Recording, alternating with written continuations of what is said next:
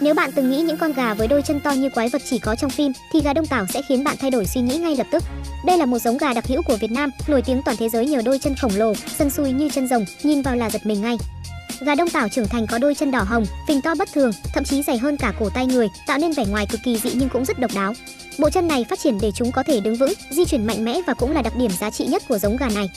Không chỉ lạ mắt, gà Đông Tảo còn được xem là loài gà quý hiếm, trọng lượng có thể lên đến 5 đến 6 kg, được nuôi chủ yếu tại Hưng Yên, Việt Nam. Nhưng ngoại hình không đụng hàng, chúng trở thành chủ đề gây bão mạng xã hội khắp thế giới.